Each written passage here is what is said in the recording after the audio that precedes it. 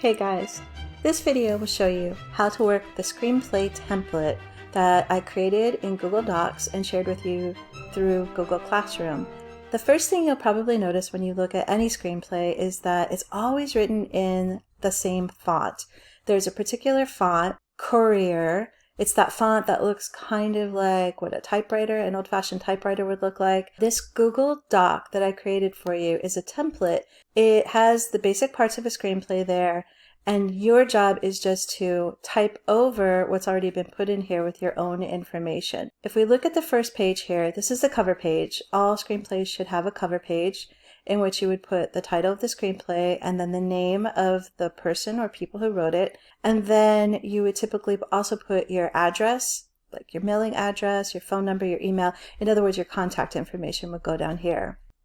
When we get to the second page, the template has some instructions. So this red and blue text that's here is just instructions, and as you can see it says erase this red and blue section when finished. Notice when you look at this page that it has a page number up in the upper right hand corner. That's where page numbers should go on scripts, and that's so that the page number can be found very quickly, very easily. Sometimes one of the very first things somebody is going to do when they look at your screenplay, see how many pages long it is. So the page number is up in the upper right hand corner. I noticed that the second page, or the page after the cover page, is actually page 1.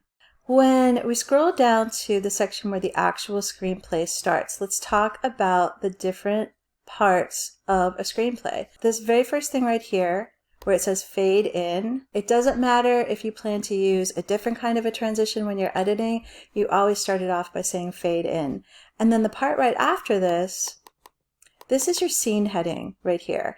And this is, notice that it's written in all caps, and it's going to say either interior or exterior.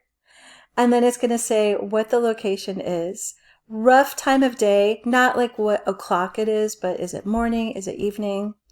And then every time you change to a new location or a different time of day, you're going to put a new scene heading, and it's always going to be in all caps. Then the next thing that comes is what's called your action lines. This will not include any instructions for the camera. You're not going to say, for example, the camera zooms in on. You're simply writing the action, and you're going to write this in the present tense. And what you're basically writing is what the viewer will see when they watch the film. And you also want to be careful that you don't include things that the reader would have no way of knowing, like the interior thoughts of the character, for example. When the dialogue actually starts, you have the name of the character, and notice that it's in the center of the page and it's in all caps. And then the next thing after that is optionally what's called a parenthetical. This would be some instructions for the actor, like whispering or with a scared look on his face. And then you write the actual dialogue. And notice that there are specific margins for the dialogue. It's a little narrower on the page than the other text that's on the page. Then when the scene goes to a new time, a new location, then we have another scene heading, and we continue with dialogue. And you just keep on doing this over and over and over again. So what you'll be doing for this assignment is I want you to recreate the first page of the screenplay of What's Eating Gilbert Grape. Open the screenplay alongside your screenplay template so that you can easily look at the Gilbert Grape screenplay and then retype that information into the screenplay template. If we start with the title of the screenplay and start typing What's Eating Gilbert Grape, and if I go up to my list of styles in my Google Doc, I will choose title, and that will make sure that this text is going to be all caps and it's going to be centered on the page. Notice that on this PDF for What's Eating Gilbert Grape, they got a little bit weird with the font here. I'm not sure what happened. The author of the screenplay based on his novel. This cover page doesn't have any contact information about the screenplay author, and that's because this is a public version of the screenplay and it wouldn't make sense for private information about the author to be out there. So let's take a look at these instructions here. This red section tells you which of the Google Doc styles actually correspond to the different parts of the screenplay.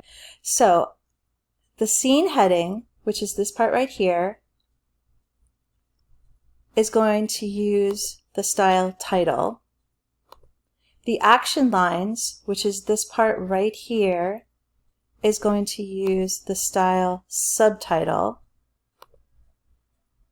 The character name, which is this part right here, is going to use the style heading 1.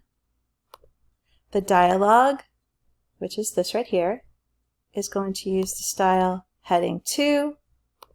If there is a parenthetical or instructions for the actor, that would use the style heading 3.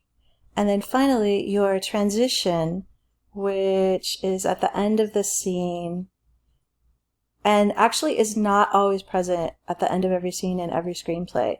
If you did have a transition though, you would use heading 4 for that. Unfortunately, Google Docs doesn't allow for renaming the different styles, so we have to use the names of the styles that Google Doc uses.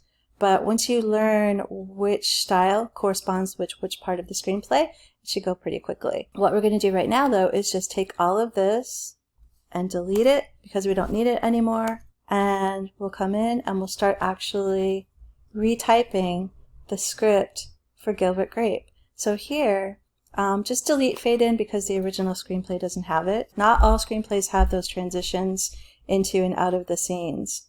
Now we're going to highlight this paragraph and we're going to retype exterior,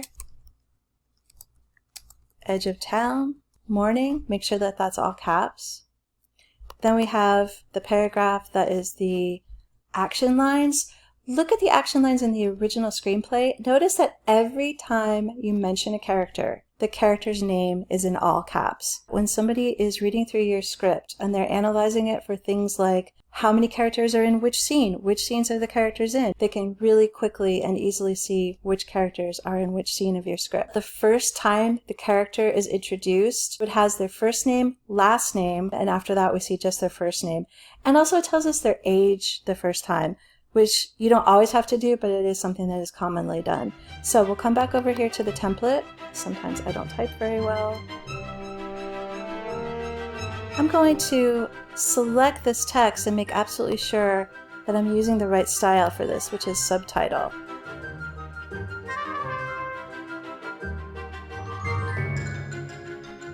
So notice that I started typing this new paragraph here, and it doesn't look the way that it's supposed to. All I have to do is select this text, and this is still part of the action, so I know that that is subtitle style.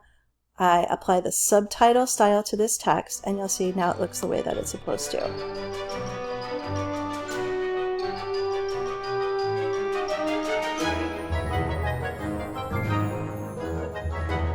Now, you may have noticed that our version of the script is not exactly like the original version of the script as far as like where the line breaks are and so on.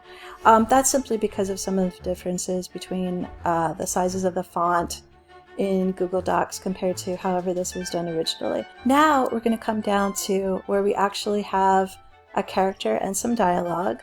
So we'll come to this where it says character. We're going to replace that with Gilbert. And then notice it says in parentheses V period O period voiceover. Gilbert's character is just talking in narration, and so that's what voiceover means, of course. So it's not his character on screen that's talking, it's voiceover narration that was added in post-production. There isn't any parenthetical in this piece of dialogue, so I'm just going to select this paragraph and delete it. And then I will highlight this paragraph in the template and replace it with what he actually says. We're moving on to another scene. So our next style is going to be a scene heading, so we're going to come back to the title style. So we've got exterior, it's outside, lamps and grocery, that's the actual location, and then morning, time of day. Let's talk a little bit about why scene headings are important. This is another thing that when somebody is reading the script, the time of day is going to determine what your lighting looks like, if your actors need to work at night, and so on. So we have another action. We're going to change that to subtitle, so it will be in the correct format. Okay, so you are just going to continue through this so that you have some experience typing out a screenplay in its correct format. And when you're done, you should have something that looks pretty much like this. And then you will just upload your document to Google Classroom and turn it in for the assignment.